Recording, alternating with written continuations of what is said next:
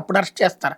వైకాపా ప్రభుత్వంలో మంత్రిగా పనిచేసిన సిద్దిరప్పలరాజు, మాజీ స్పీకర్ తమ్మినేని సీతారాం ఇద్దరు వేర్వేరు కేసుల్లో నిందితులు. కానీ పోలీసులు వాళ్ళని ఇంకా అరెస్ట్ చేయట్లేదు. సిద్దిరప్పలరాజు కళ్ళ ముందే కనిపిస్తున్న అరెస్ట్ చేయకుండా తాత్సారం చేస్తున్నారు. ఆయన ముందస్తు బెయిల్కి దరఖాస్తు చేసుకున్నారు. తమ్మినేని సీతారాం ఆయన కుటుంబ సభ్యుల మీద కేసు నమోదు చేయగానే అరెస్ట్ చేయకుండా వాళ్ళు తప్పించుకుని పారిపోయేందుకు పోలీసులు పరోక్షంగా అవకాశం ఇచ్చారు.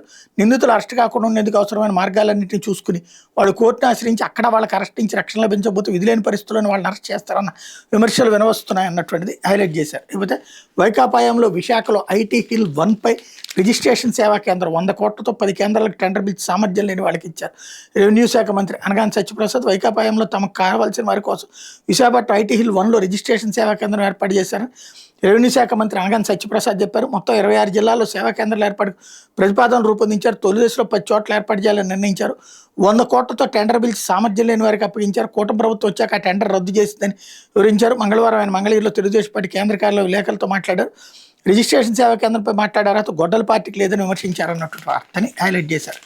లేకపోతే ఒక కుటుంబం ఒక పారిశ్రామికవేత్తకు